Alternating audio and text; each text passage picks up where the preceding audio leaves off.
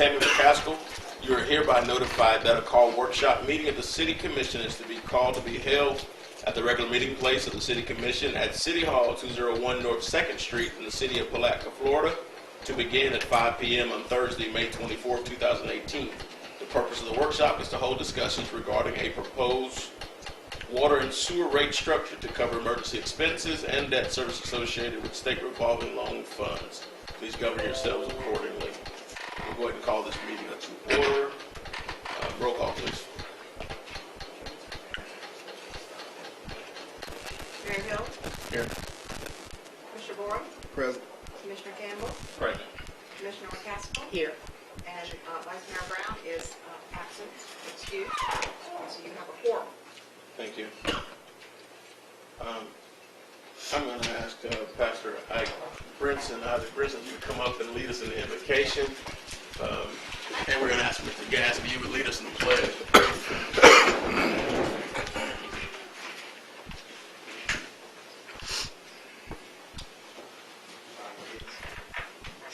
Father God, in the name of Jesus, we continue on this matter. We know how, Father, give you praise and give you honor. Father, we thank you for allowing us to gather ourselves accordingly today. Father, we pray that whatever the plans or whatever the structure that we need, Father, we pray for your guidance and your wisdom and your knowledge. In Jesus' name we pray, amen. Amen. I pledge allegiance to the flag of the United States of America and to the republic for which it stands, one nation, under God, indivisible, with liberty and justice for all.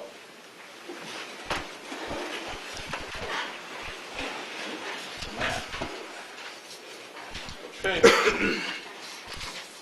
We're now ready to proceed, Mr. Griffith. I'm starting tonight. First of all, thank everybody for coming out to this workshop. It is our effort in this workshop to not only to educate, but to inform everyone of what we're proposing to do in terms of our water and wastewater rates.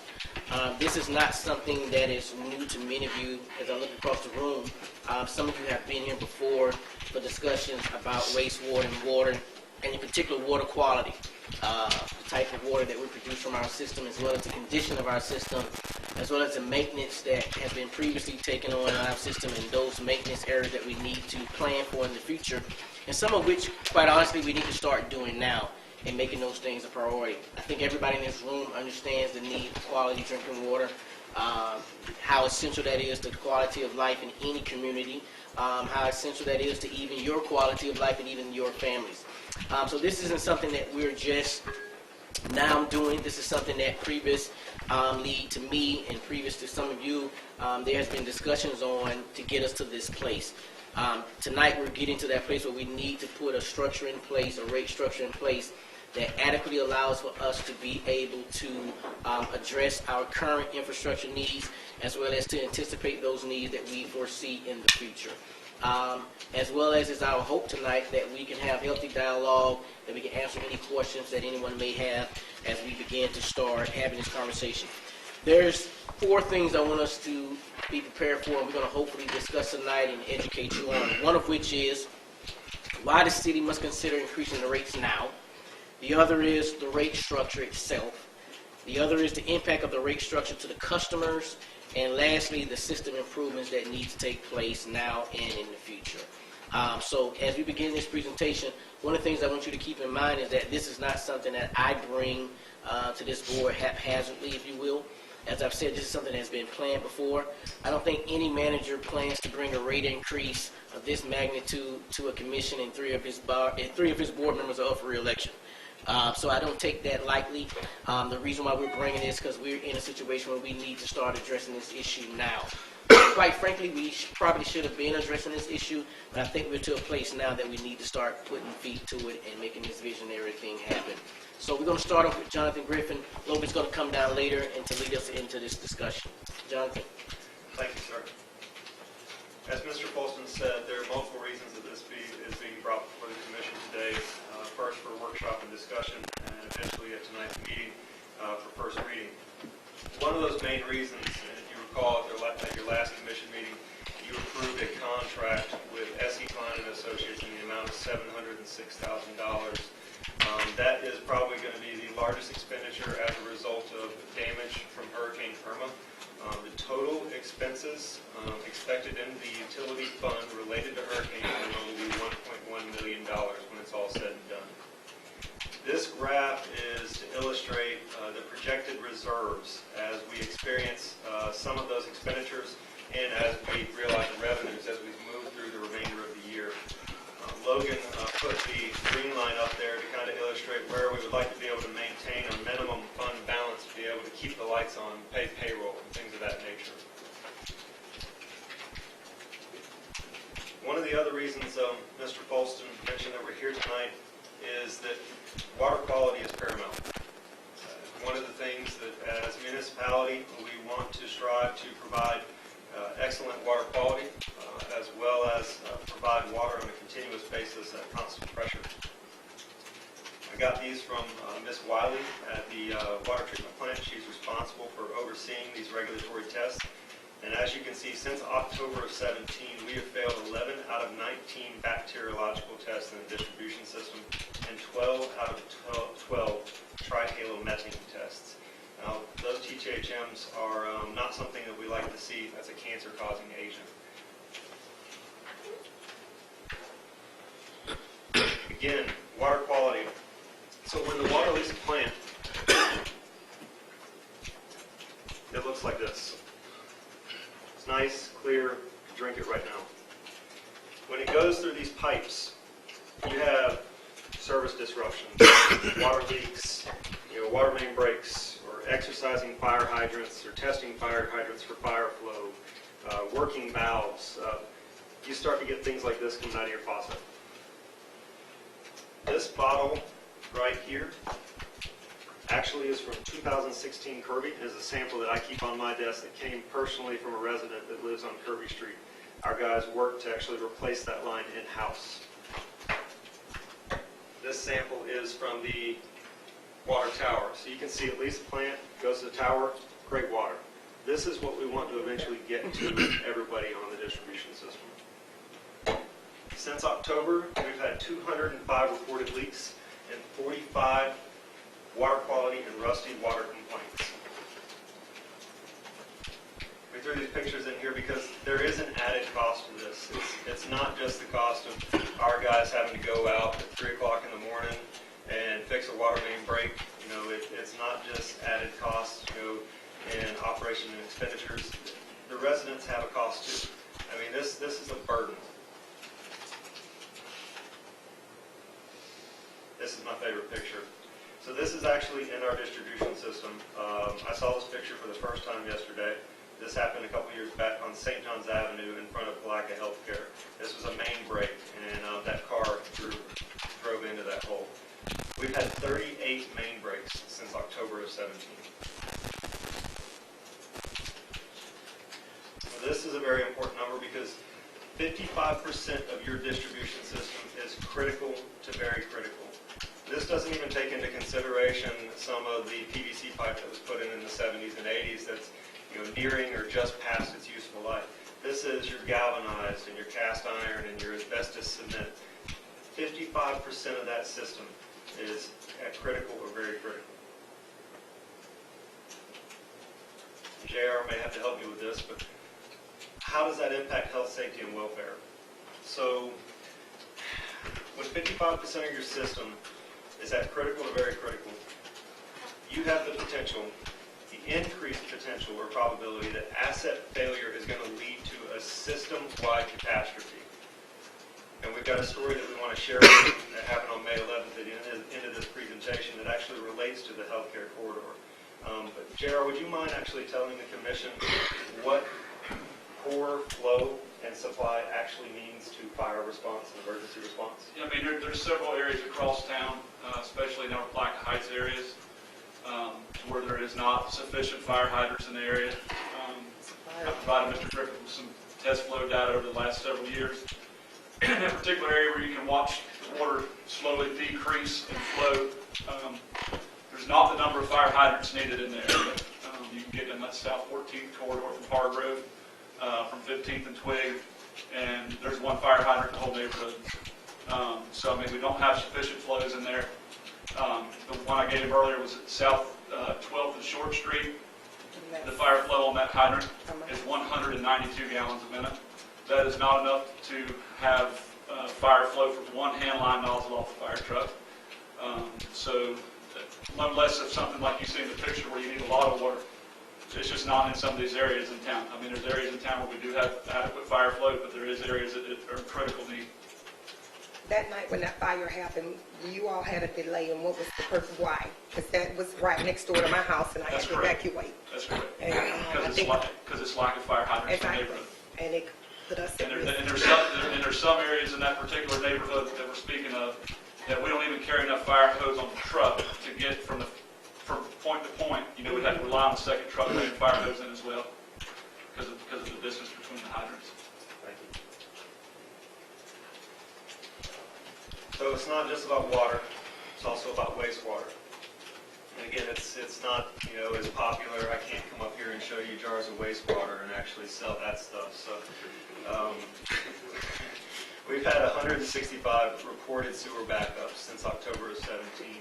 And we actually did a calculation based upon last year's numbers. We have 174 million gallons of infiltration and inflow getting into our wastewater system. That is a real cost. That's lost capacity, that's additional electricity, that's additional maintenance. You know, that is a number that we need to get down. And that's, I&I is probably the biggest cause of a lot of our problems that we face this year, and that $1.1 billion that we're having to put out. You got it. Another thing we want to discuss tonight is the relation to fire suppression service lines and what that cost is to the distribution system, and that we're currently collecting no revenue for the availability of that service to 61 plus services.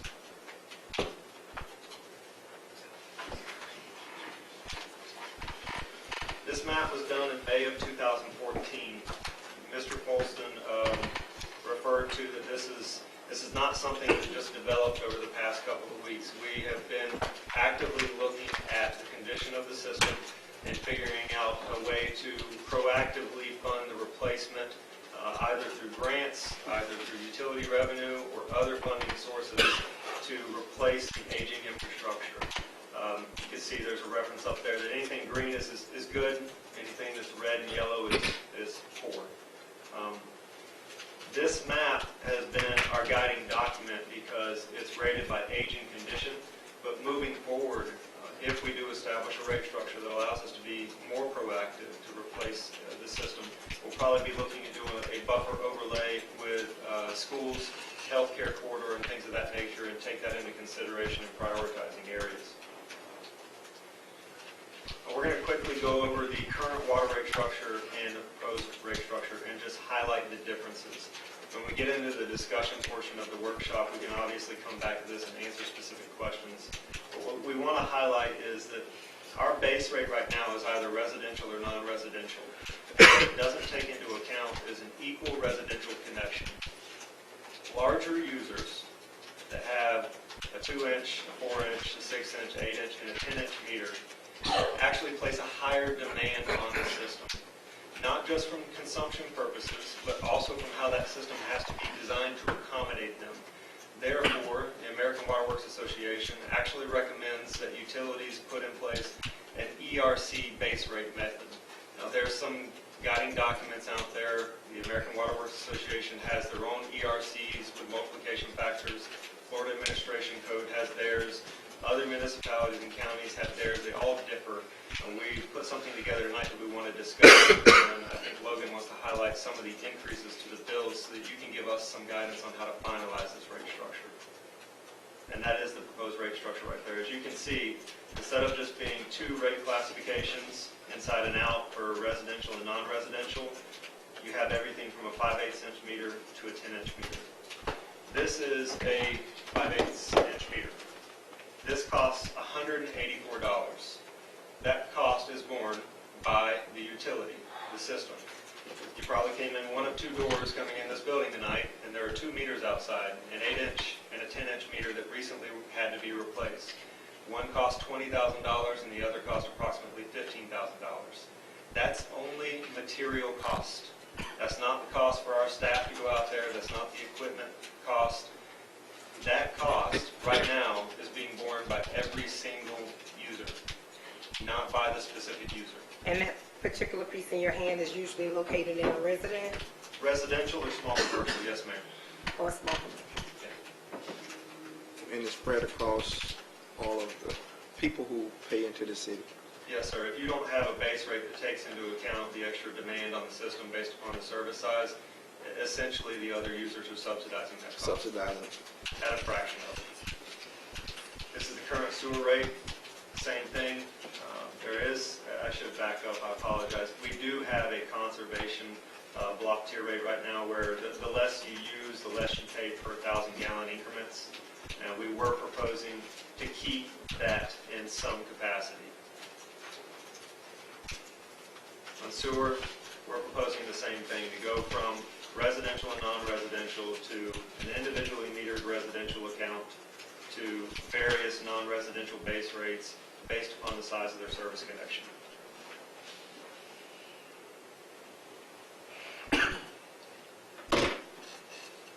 Mr. Folsom, do we want to go over these bills now? We'll get them a chance to answer questions. Okay, well, let me just summarize real quick. The consequences of not doing anything, as I think you all know, are that eventually our system failure, and it's almost at that point right now, will outpace system renewal. Eventually, more stuff is going to be breaking than we're fixing stuff. And I'd like to read to you just a timeline of events from May 11th.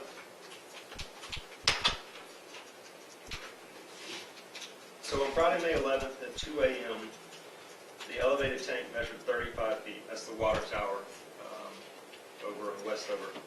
At 3 a.m., the elevated tank measured 20 feet. At 3:45 a.m., the after-hours service called reporting that Palatka Healthcare in Foxwood were reporting no water. At 4 a.m., the elevated tank measured 5 feet. We're starting to get to a critical level here, to where the system may not have pressure on it. You may have to issue a boil water notice. Water and sewer on-call staff arrives on site to locate the leak. The leak is located at 405. Shortly after this, the hospital reports low pressure, and Tierra Woods and Cherry Tree Apartments are reporting no water. The foreman arrived on site at 4:30 a.m. At that time, pumps at the water treatment plant had started to catch up, and the elevated tank measured 9 feet. Staff began working valves to isolate the leaks and restore service to the hospital and others along the corridor. At 6 a.m., the elevated tank measured 11 feet. At 7 a.m., the elevated tank measured 13 feet.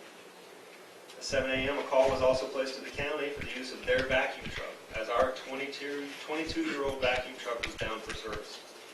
Thankfully, they're good partners and they let us borrow it for a day. At 8 a.m., the elevated tank measured 17 feet. From 8 a.m. to 11 p.m. on Friday, the entire water and sewer department, in addition to one other staff person, 2 backhoes, 1 vac truck, which was the county's, and a dump truck were tied up repairing this main break. That's this pipe right here. 20 feet of this pipe busted. At 2 p.m., normal operation resumed at the water treatment plant with the elevated tank measuring 30 feet. And at 11 p.m., they got it fixed. At 11 p.m., they got it fixed. So what was the effect of this event? The hospital experienced low pressure. And I don't know what was going on at the hospital at the time. Were there surgeries? I mean, were there other, things that require water? DaVita Dialysis actually called us. They were upset at the time.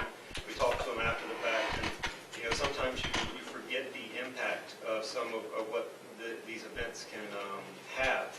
They had to cancel 35 life-sustaining appointments on Friday. They had to cancel 35 dialysis appointments. Multiple residential areas lost water. I mean, there were people that weren't getting up to go to work because they couldn't take a shower. That is the impact of not doing something. So we know this is a tough decision, and we know we put a rate structure out there that is going to be a drastic increase to some of these customers, and we're looking for some feedback on how to make this acceptable and to make this happen. As we close, first of all, thank you, Jonathan. As we close, one of the things I want you to consider, some of us, we have relatives who's had dialysis treatment before. And so to miss dialysis treatment is not something that is easily lost on the imagination or the mind. It's critical to people's life and being able to live. So that is something we highly value. There's three things I want to leave you with. First of which is that the cash flow in the utility fund is not sufficient to cover the expenses that we have now that are coming. $1.1 million of our utility fund reserves got eaten up through storms that occurred back to back. And so we have an inadequate amount of reserves currently in our utility fund, and we have to address it, especially considering the age of our system and the susceptibility of our system failing. The second thing is that we need to start, continue the process, if you will, of providing, because this commission has already laid the groundwork for that, but continue the process of providing high quality drinking water to all citizens, no matter where you live at within the city of Palatka, or in the county for that matter. And we need to start doing it, and to do that is going to require us replacing several linear feet of pipe, and it's going to cause us to have to do some things capital dollar-wise to be able to start putting plans in place to address those issues.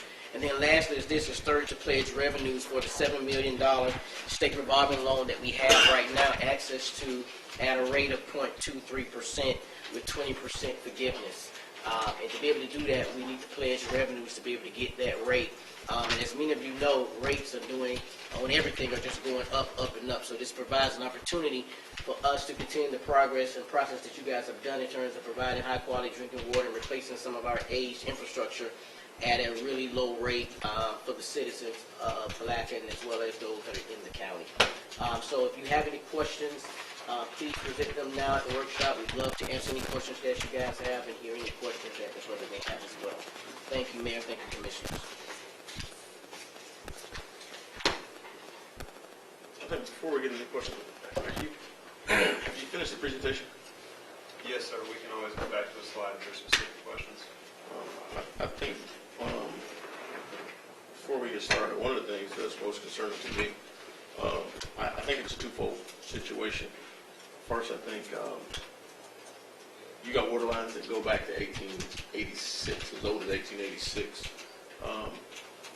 And some of the water lines that were put in place in 1970 are in that same situation. There's no question that we have a system that's beyond its shelf life.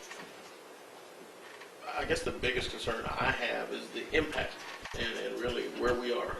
It's almost June. You got new fiscal years coming up, and what's the impact on the end user? We've talked about conservation consistently over the last few years. We've talked about being able to provide some level of discount to those who conserve water. But I want to see what some of the impacts are to local businesses, to government overall, and then have a discussion about really where our rate structure comes from as it relates to the tier of sizes for the meters, and how those calculations break down, and then kind of get a better understanding from a comparative standpoint. Anything you want to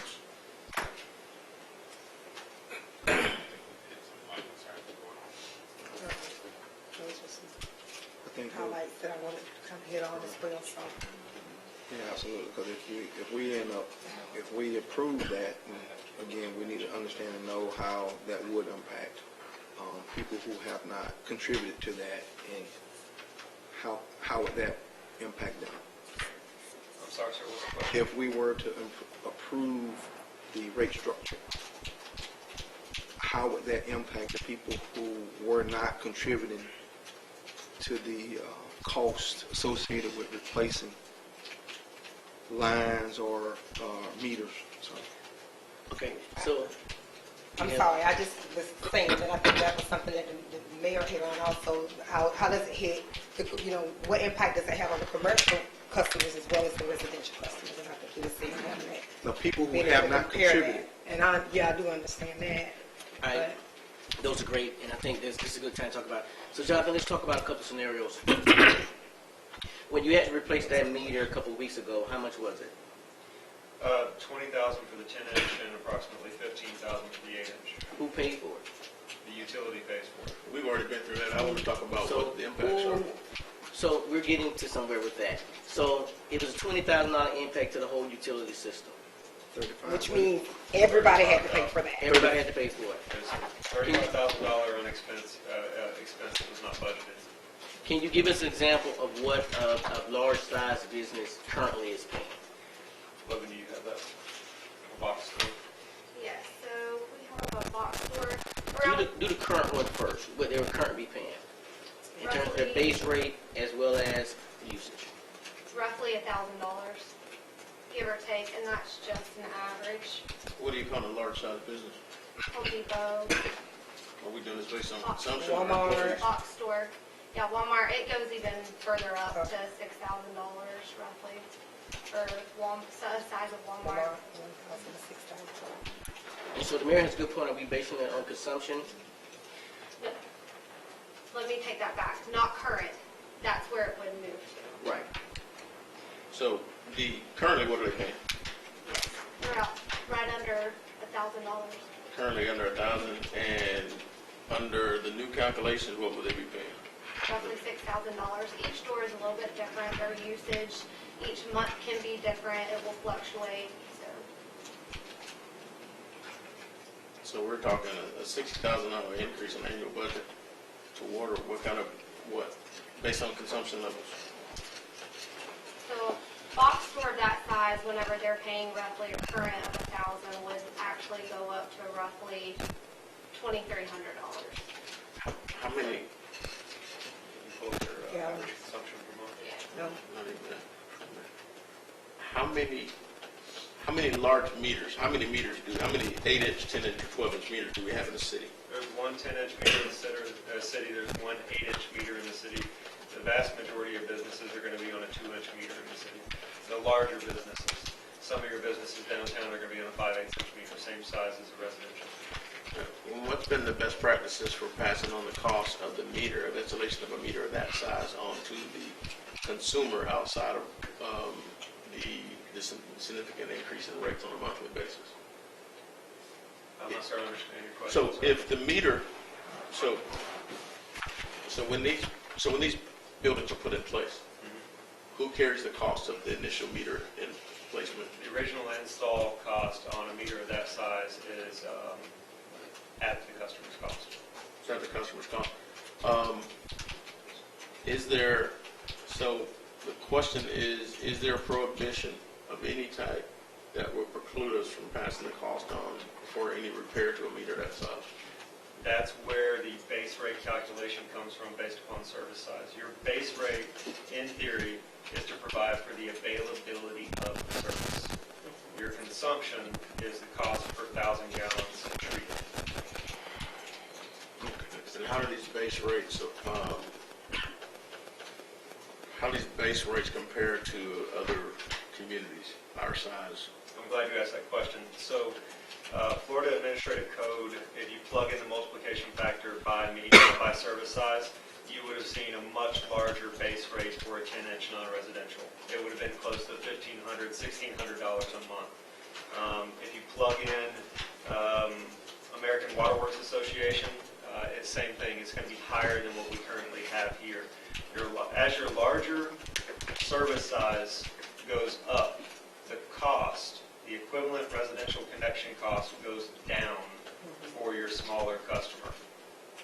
We looked at the city of St. Augustine, we looked at Lake City, we looked at Green Cove, we looked at some other organizations that have started down this road of having an equivalent residential connection model. A lot of them are similar to what we're proposing or much higher.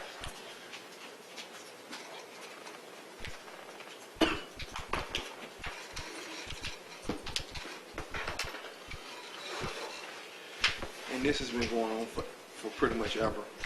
This has been, the structure that's in place now has been like that for That's years. Has this current rate structure been in place You've been here longer than most of us. How long have we had the current residential? Well, right now, we've got 2 tables. It used to be just inside and outside the city limits, and then they broke it out into 2 tables. One is for base rate and one is for consumption. But it's pretty much gone along these rides, except for the time that we went to the water conservation rates. That was the only real substantial change that we had, was the water conservation. And about, when was that? 4 years ago? 2012. Yeah, there you go. Can we move on to the examples? Do you have them?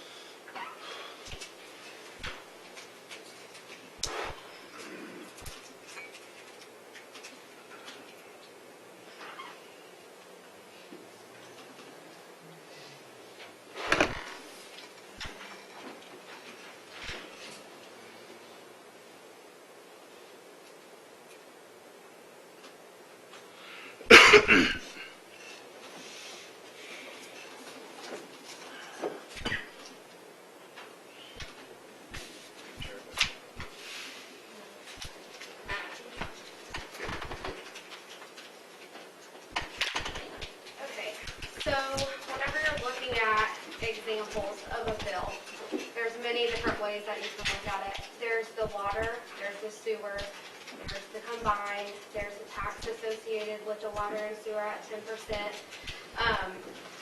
Like Jonathan has said, if the lower end has less of a change in bill, the higher end, or the higher users with the larger meter are going to take the brunt and actually subsidize, so that they can offset the cost of their meters.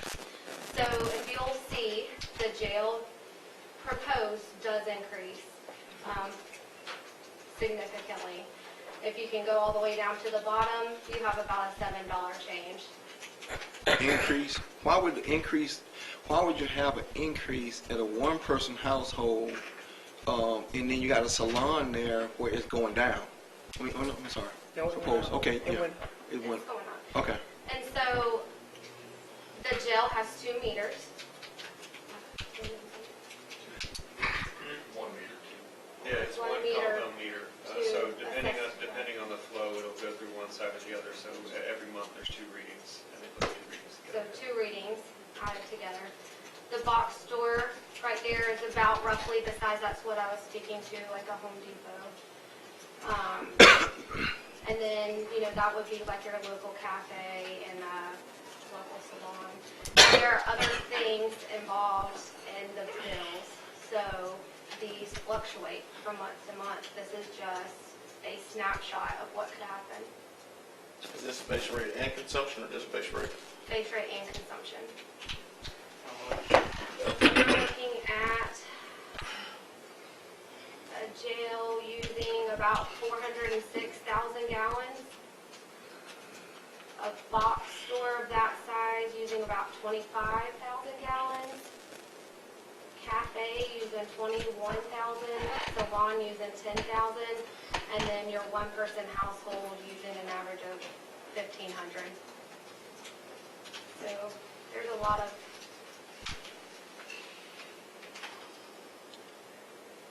So John, to go back to the rate sheet for example.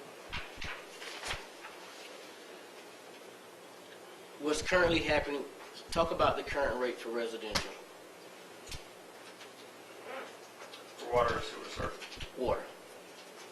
So individually metered residential accounts inside the city have a base rate of $19.49. And then based upon their consumption, their per 1,000 gallon charge goes up. The less you use, the less your charge per 1,000 gallons. So our current conservation rate, 0 to 4,000 at $1.10 per 1,000 gallons, 4,000 to 8,000 at $1.85, and 8,000 to 12,000 at $3.70. What happens when you close is, instead of dividing the cost by total number of customers to establish the base rate, they divide the total number of operational, or the total number of costs to provide the system by the equivalent residential connections. So you survey the system, you go out, you find out you have 5,184 customers, but you go out, you count your 2-inch meters, you count your 4-inch meters, you count your 6-inch, 8, 10, so on. You plug those numbers in, and based upon the multiplication factor that the board decides upon, you determine your total equivalent residential connections. And you divide the cost to provide the system by that number, and you arrive at your base rate per service size. The board does have the ability to set the multiplication factor. But under this model, please understand that if you lower the base rate for one, it raises it for the other ones, because it spreads that cost based upon how you want those consumers to actually share the cost.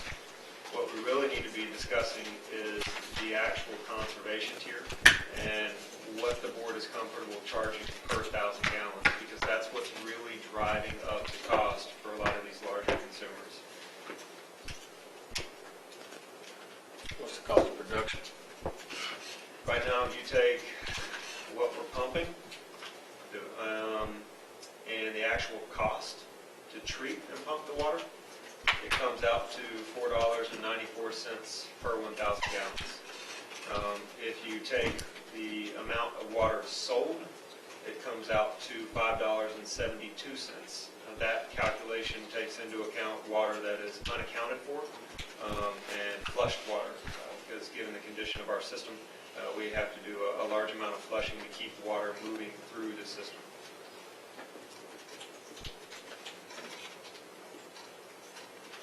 So that's a cost that we don't have to pass to the end user, correct?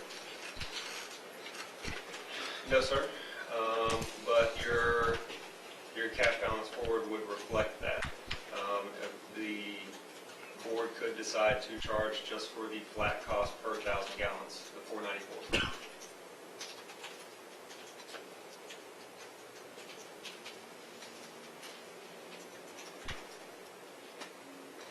You also have the ability to still employ the use of the conservation rate. We can look at the average consumption per consumer groups. Like we commonly refer to the little old lady rate, the 1,000 to 1,200 gallons. Typically, those fall in your first conservation rate, and they pay a fraction of the actual treatment cost because they're not putting the highest demand on the system. But then again, you have to determine at what rate are you going to go up to in the normal to high category, the inefficient use category, and the excessive use category. Other systems don't even use a conservation rate. They just charge the cost. And under the conservation rate, how many current users fall within that category? That is a tough question.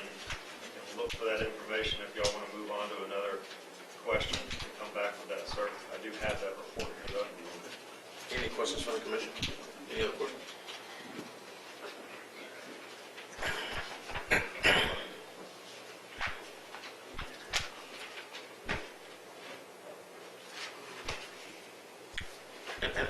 I'll just tell you, while you're going through that, I'll tell you one of my biggest concerns up front is, one, I think it's a much needed conversation. I think I've constantly said we've kicked the proverbial can down the road as far as we can kick it, and now the system is failing. However, I think that, the numbers are high, and it's, when you look at it, we're coming in that first look, and you're asking individual organizations to come in and budget $4,000 or $5,000 a month increase in the cost of what they're doing.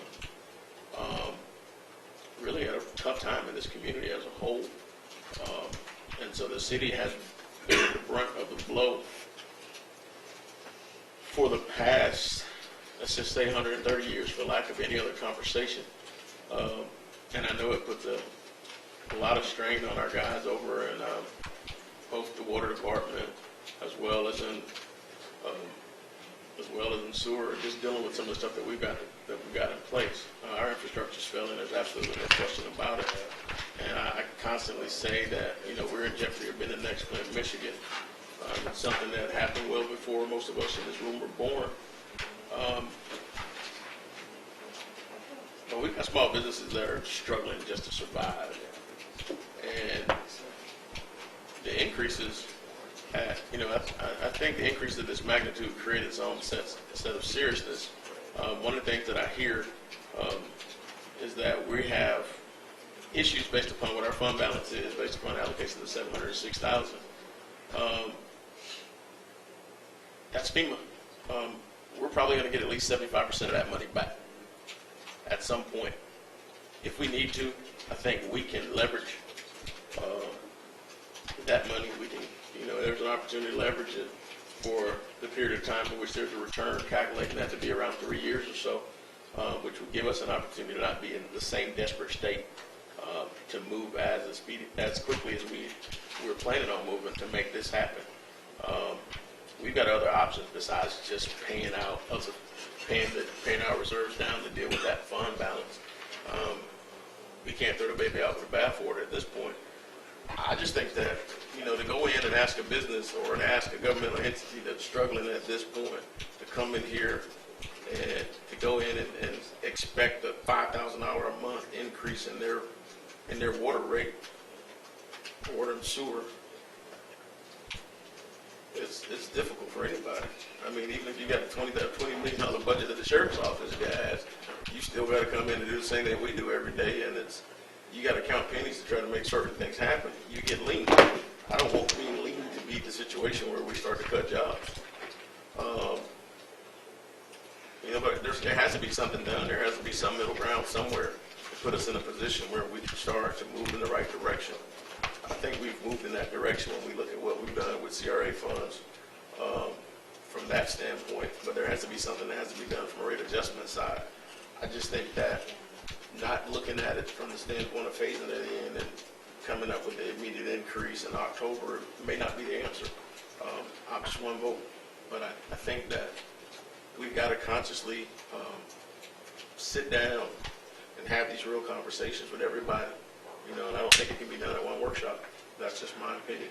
I think it has to be a situation where we begin to talk, but there has to be some other options brought forward to see where we are, to be on the timeline of where we can get to a point where this thing functions and we can move forward. We've got some critical pieces to the puzzle that have to be put in place, but the other part of the puzzle is we've got to figure out how we stop bearing the brunt of the blow when it comes to replacing meters. Looking at what the shelf life of those meters are, how many of those meters are beyond that situation. It sounds like there's not many users that are in that category where we've got to replace a $10,000 or $20,000 meter. But we need to make some adjustments, but I think it needs to be well thought out so that we can move forward. I agree wholeheartedly with what you're saying, Mayor, but I think it's also important that we know exactly what our options are so that we can make those type decisions. Yes, I'm of the same opinion as well. So, again, if we did implement something like that, I think maybe a sliding scale would be something that need to be implemented and not just impose whatever increase it is. And that sliding scale could be maybe 10, 20, 30%, whatever it may be, incrementally where it does not impact people who have not contributed to the infrastructure or what have you. So, So it does not impact them? well, no. If you put 100% on somebody based on what we currently have, the rate structure, that would seriously impact the people. What I'm saying is, if you gradually infuse 10%, 15%, 20%, whatever it is, but we need to have some level of conversation before we just impose that. The city has been bearing the burden for these water infrastructure breaks and costs for 100 and some years. So at the same time, but when we pass this thing, we need to have conversation with these businesses and everybody else who's going to impact, and let's have a conversation and we move forward with that and not impose the whole thing and do it in a gradual standpoint.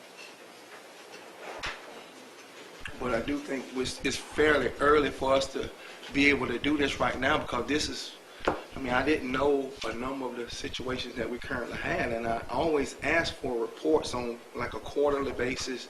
And Matt, no, I've always asked for different reports as it relates to water main breaks, a number of things. When I first came on board, we had 2.25 water breaks a month.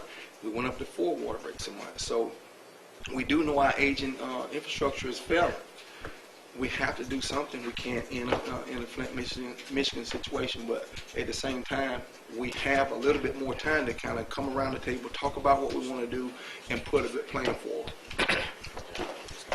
I mean, I guess one of the things you got to look at, we say we have more time.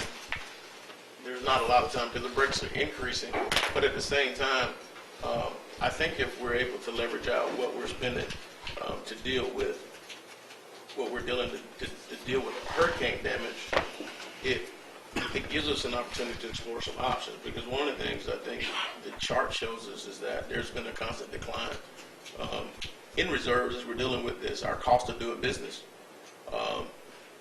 is not being recovered.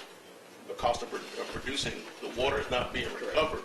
So there's probably going to need to be, I won't say probably, there's going to be a need to look at the rates to figure out what it is that we can do, to be in a position where we're not losing money by producing water. But also we got to address the 130-year problem that we inherited.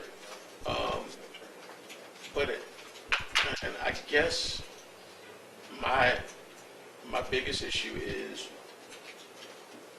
in our, and I won't say haste, but in our attempt to resolve that issue, do we want to put our consumers in a position where they're in financial detriment immediately?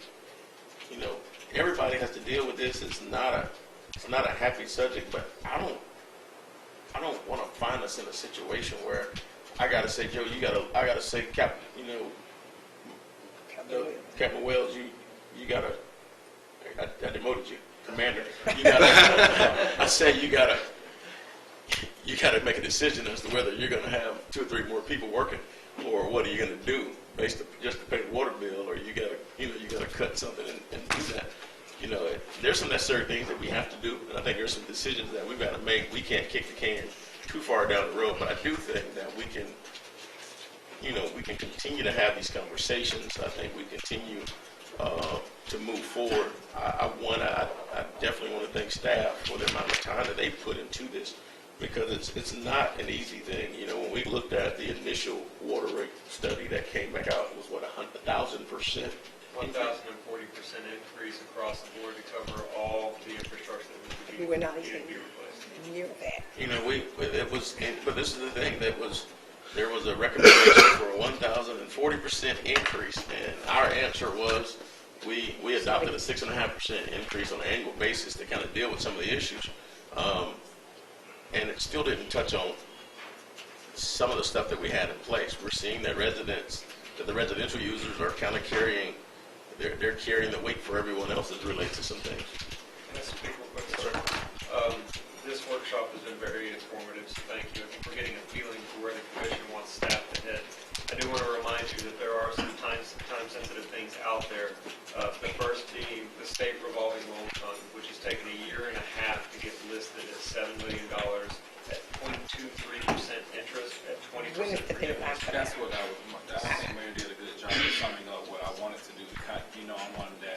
I'm a next steps person. So we have this. What are our next steps? What are our deadlines that we have to meet? Because I don't think no decision that we make as a commission will be an easy decision. So as much as information that we can get to make an informed decision would be great. But again, I don't want to haste and move too quick, and then we do an injustice to those that, So what deadlines do we have? What can we fit in between to make sure that we come together? What can we do to get those businesses in here to say, okay, what can we do? How do we do it? And let's get to that next step. Before we get there, anybody wishing to speak, if you can, fill out a speaker card for me in the back, and I can go ahead and take you as we continue to go forward. What we would propose, because we talked about this and we wanted to give you an option moving rate structure table that's easy to modify to see the financial impact on the system. We know the number that we need to hit to actually pledge the revenue to lock in that interest rate and lock in that principal forgiveness. This is up for first reading tonight. If you're directing us to go back and just bring you a percentage across the board increase, we can do that. Or we can come back and bring back the same rate structure that we're proposing for first reading with an at-cost charge per 1,000 gallon for first reading. You could pass it based upon that modification, and then we could hold another workshop to discuss the actual financial impact down to the penny to the customers that you're concerned about prior to the second reading. Sounds a whole lot better to me. May I ask a question? I thought you were starting to indicate what the deadline was for rate structure modification in order for you to qualify for that 0.23%. 20% interest rate. forgiveness. What now? 20% forgiveness. What do you mean 20% forgiveness? So we take out a loan, On the whole loan? yes. So it's a 20% forgiveness on the loan, and it's a 0.23% interest rate on the balance that you do have to repay. Okay, so, and you, for those of you who don't know, we qualify for that at this point. Yes, sir. But your implication is that if there's not a rate structure modification, then that loan won't be. I guess we won't qualify for the loan. The city has to pledge the revenues. Pledge what revenue? They have to pledge the revenues from the utilities. The funding comes from the state revolving loan fund, which is managed by Florida Department of Environmental Protection. And this is their one job, to fund wastewater and water projects. We got listed in February at this very good interest rate with this principal forgiveness, and this has been in the making for 4 years. Last year, you approved a fiscal sustainability plan, which is a requirement of new state revolving loan funds and grants. So this has been something that you have actually been working on. Logan has to submit the loan paperwork tomorrow to lock in that interest rate, or we have to reapply under a different cycle, because their job is to spend the money. And if we're not going to say we're going to spend it, they're going to give it to someone else. Okay. What revenues do you have to pledge? We have to pledge revenues from the utilities. Well, what revenues from the utility? All revenues from the utility? Why is the rate increase necessary for you to pledge revenues from the utility? That's the only revenues we get from the utility is from the rates. The rates that you have right now are generating revenues. Not enough to cover the debt service. That's what I was trying to get to. Yes, sir. Yeah. We can't cash flow in the utility based on our average expenses versus the revenues that come in. So we're going to slowly but surely, that graph that you saw in the beginning, you're going to slowly but surely start chipping away. And we're coming into another hurricane season. That's something to think about also.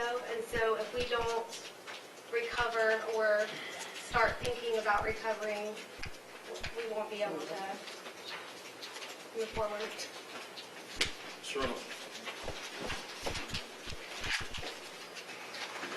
Good evening, Mayor, Commissioners. Matt Reynolds, Deputy County Administrator of Palatka County.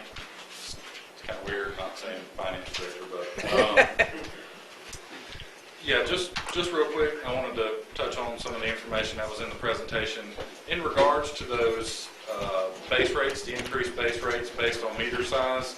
I can't really argue much on that point. I agree, as Jonathan said, smaller meter doesn't cost all that much money relatively. Larger meters cost a whole lot more money, and so there should be some increasing rate structure based on meter size. The biggest issue I saw, at least when I was looking in regards to county facilities, Sheriff's Office, as we already saw, was the third highest user of city water last year, increase of about $12,000 a month for water and sewer. So, and at least from what I saw, it looked like that was due to the differences between the increase in block rate structure. Right now, the city, according to the slide and according to the code, that increasing block rate structure is only for residential. Any non-residential use is at $2.28 per 1,000 gallons. Doesn't change, doesn't go up based on more usage. If you only use 1,000 gallons, you know, that rate stays the same. Under the proposed rate, at least from what I could tell, that increasing block rate structure applies to all uses, residential, industrial, commercial, any type of use. So once a user reaches 20,000 gallons or more, that's $11 per 1,000 gallons. So it's a big difference from $2.28 to $11 for each one of those. And for example, the jail last month, 551,000 gallons just on one side of that compound meter. And so that's a significant jump. So just wanted to you know, let you guys know, at least from my point of view, that's where it looked like that largest portion of increase was coming from. So just wanted to throw that out there, and you know, something for you guys to think about when you're taking a look at these rates. You know, if, please take a good hard look at that, because it's not just the county. You know, hospital, Palatka Healthcare, that I think they were number 1 and number 2 largest users, and their increases would be substantial as well. So I definitely agree. Thank you. And I think one of the biggest concerns is, and I think you hit it, is the levels of which the increases approach. So Ms. Ross. Tom Ross, 2129 Diana Drive, Commissioner and Mayor. My question, I've got a lot of concerns, and the more I go over it, the more concerns I have. Do we have any kind, is there a feasibility study on this? If so, when was that done? Feasibility pertaining to what? To this, well, a feasibility study saying we're going to get a loan based on $7 million. There was a plan put together as to how to deal with the loan as related to dealing with infrastructure issues that were in place. Okay, so there was a feasibility study. There was a plan put in place Okay. to address the issue that you got at that point, to address the issue of how we replace water lines throughout the city, to deal with it. The first thing we did was secure the amount of the loan so that we could look at what we were eligible for. From there, you don't have to use the entire loan at any point. So the loan that's roughly $7 million. That's the amount that they approved us for. The plan was never to come in one day and use a $7 million loan to do what you got. We understood that based upon what we got in our budget, there was no way that we could use the money that we had in place. We would have to leverage some of the assets that we have from the standpoint to be able to start to replace water lines. It's kind of like the same concept. When we took 30%, we pledged 30% of the CRA funds to go into 3 districts to be able to replace water lines, understanding that if we were to leverage that 30% over a 20-year period, it would allow us to be able to replace those lines, and the shelf life would be significantly more than the 20 years that were there, and you could build on an annual basis, and that wouldn't be a significant loss. So the same kind of concept went into looking at how you could go in and replace lines that are 130 years old. You want to add anything else to that, Mr. Griffin? All I want to add is there was multiple studies that were conducted. One is called a planning document that's required to be submitted to DEP before you can actually apply for the loan. And they look at the feasibility of you being able to maintain the asset. We also had to look at the assets in place and determine which were most critical based upon age and condition. In addition, we had to take into consideration where we could get revenues. Obviously, we focused in on the oldest portions of the city, which had the most, the oldest lines, the 1886 lines that were failing at a higher rate, where we also had the use of the TIF revenues that the mayor referenced. So it was a way that we could get the project going prior to having to increase the rates. So to answer your question, yes. And then we adopted the fiscal sustainability plan last year with the assistance of rural water, which is also required by DEP and SRF. Well, my concern is, I'm not saying just squash the whole idea. My concern is if we're getting a loan, there's a payback, a time frame where we pay this back based on whatever interest rate we got. Do we have a 30-year payback, a 20-year payback, a 10-year payback? Because if it's a 20-year, can we get any other options? Because right now I feel like a 20-year payback is going to have a high, what you're seeing here, the high rate. I don't know where you got your numbers for the cafe or single person, because I pulled my water bill for Liza Stitch, and my water bill for Liza Stitch, we got 1 toilet and 2 sinks, is $125. So you triple that, and it's gonna be more than my car payment. And the one person in the household, I don't know very many people that have one person living in the household, and I don't know anyone that pays a $41 bill. And I know that during, you know, I didn't understand that at all. My other question is if we have a loan program based on a 20-year loan, can we put it to a 30-year loan and get a lower rate? Why are we in such a hurry to hurry up and pay this? Maybe the rates would go down, maybe it would be a little bit easier. Like Commissioner Warren said, you know, maybe just ease up like a 10% or, I don't know. There has to be some type of, you know, easier way into it and not have, and the feasibility study would have directed us towards.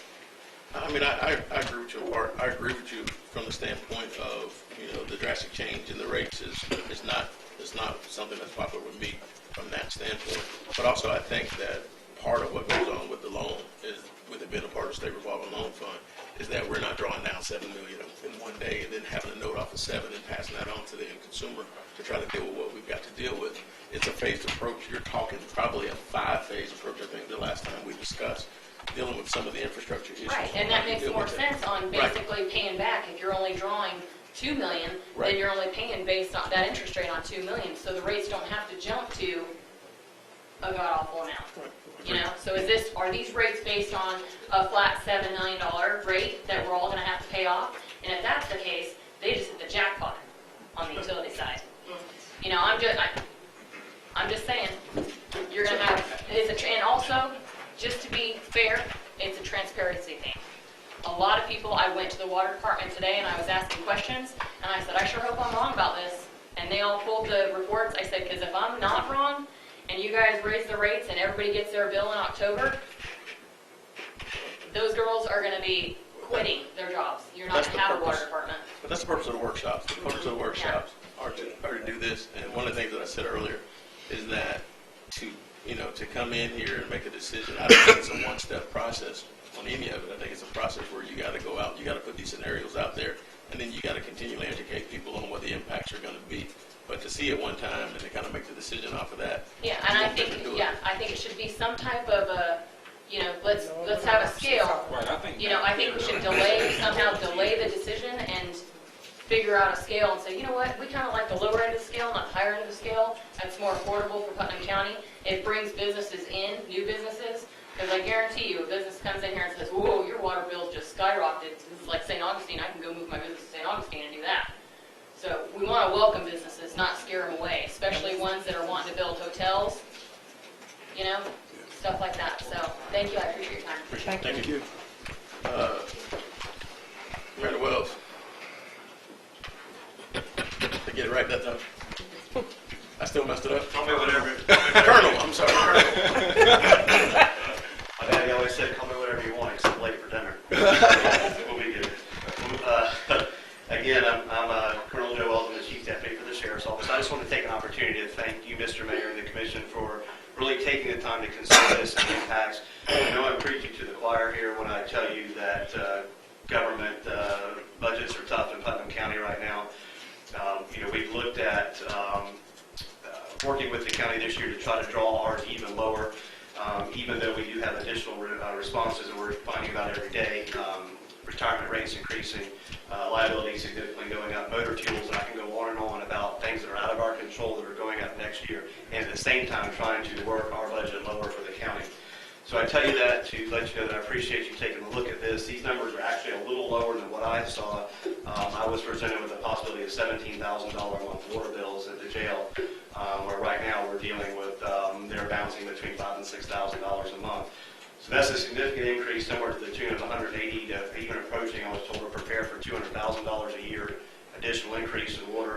So Sheriff Deloach directed me this morning to basically figure out what programs to cut to make this happen. I've identified 4 or 5. I'm not going to name them. I don't want to start vicious rumors of what programs we'll cut. But a $200,000 increase in water will result in services cut by the Sheriff's Office. I just don't have any way around it.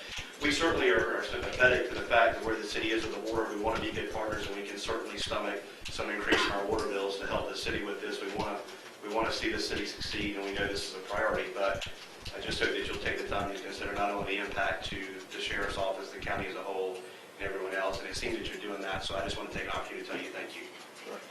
Thank you. Jill, once a week showers. What's that? Once a week showers for the guys. Yeah, or Is it an option? I'm telling you, I was thinking about that. I know. But I did say 2. This is So, 2 showers a week. we're roughly about 10 minutes past our documented time. Before we move further, Mr. Griffith, also Ms. Becker and Mr. Folston, they've worked, and our staff in the back, they worked tirelessly to put this depiction together.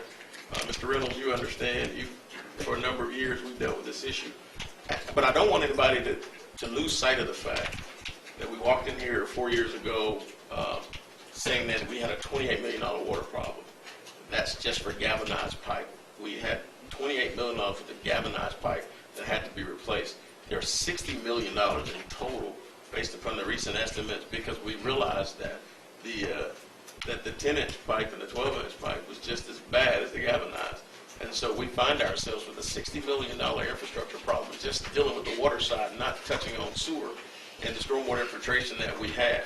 The last 2 hurricanes let us know that this infrastructure that's been in place about the time of the Model T is in the horse, putting us in a position where we've got to do something here in the city of Palatka as a whole.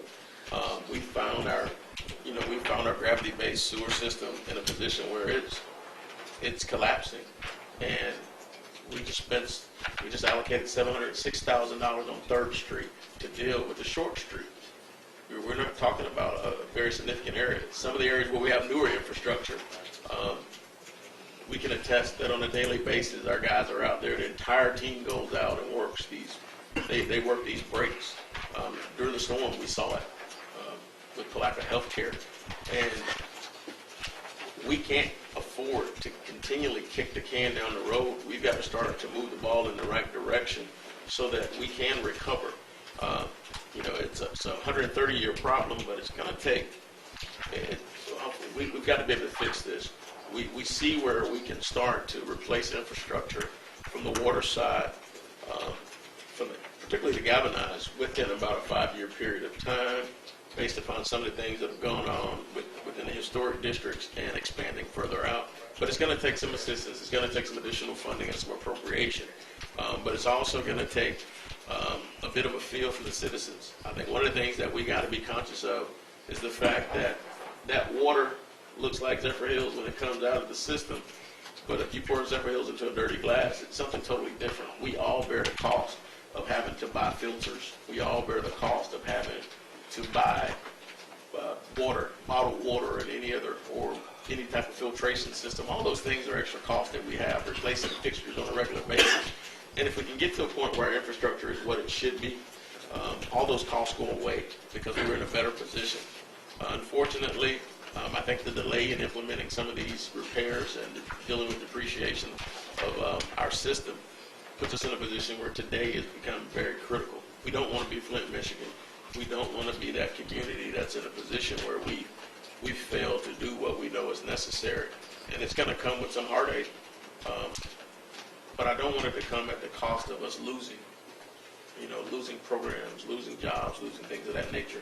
But I do think that it's time to look at ways in which we can tier it in and to give some insight to staff, because Jonathan Griffith and Ms. Becker probably have the most difficult job of all, and that's putting this together to figure out a way that it works without continually losing money on it. For a number of years, we've been doing business without worrying about whether we can at least pay the cost of doing business. And so now it's time to change focus, and it's time to move forward. We implemented the 6.5% increase on an annual basis to deal with some of the deficits, and it's worked. But the breaks are increasing, and the costs are increasing. And so we've got to do something different. Mr. Folston, you have any closing comments? Yes. I hear the concerns of everybody, and I think all their concerns are valued. I think we can do some adjusting of it, of the rates at the top tier, those top tier users. I do like what I heard tonight because I think everybody tonight recognizes that everybody's going to have to play their part if we're going to fix the water issues here in the city of Palatka and Putnam County. I think that role that's played, we do need to take a lot of other factors into consideration. So I think there's some leveling that we can do. We have to, at our commission meeting, though, consider losing the opportunity to get an interest rate of 0.2% on any loan. You gave me that for a house right now, we jump on it. Mortgage rates just continue to keep going up. All rates are going up right now. So 0.2 is an unbelievable interest rate to get on anything. And 20% loan forgiveness on $7 million is approximately $1.4 million forgiveness. So it's a tough conversation to have. I'm hopeful that we can come back to something with you guys at the commission meeting for you to consider. Even for our top tier individuals, dramatically lowering that cost. We're going to go run some numbers because, as the mayor has said, kicking that proverbial can down the road, at some point somebody has to stop kicking it. Because I don't want us to be flaying on any of those other areas. But we have, if you want to take a look over there on that table, those are water samples from our water system. And so there's things we got to address and things we got to do. So I'll save my comments for commission meeting. Thank you. Commissioner Moore. Well, no further comments. I think we've said enough as it relates to what position we're in, what we need to do going forward. We have to do something. So, again, but we're going to come back to the table, talk about it, and making sure that we don't impact, especially those large users, which you have major impacts on. It doesn't impact homes that much, but at the same time, residential that much, but it does impact the major businesses, our large consumers. Commissioner McCaskill. Same comments. Commissioner Campbell. I will reserve my comments until the commission meeting. Mr. Griffith, before we end up with our parting thoughts, can you show me the bottle from the tower and the one that's 2 blocks away, just so that everyone can see the difference 2 blocks away? This is Water Tower, And 2 blocks away would be which street, Mayor? Jonathan? West Oak Hill. 2 blocks away. And so This is representative of what they would get if there was a disruption to the service line. If there was a small leak, a water main break, exercising hydrants, this is what will come through your tap. Keep that one back up. That's on 18th Street, the one, the dirty one right there. I mean, I've seen water come out of that, and I've also been on Reed Street and seen that same type of water. So, and the cross-section of pipe that you see is the galvanized pipe that we've started replacing throughout the historic district and in other places. How old is that pipe, Mr. Griffith? 1886 is when it was installed. It's stamped. And that's what our water comes from. So, Yes, ma'am. so this can has been kicked for 132 years. We're going to stop kicking it, but we're going to make sure we have a plan that benefits everybody.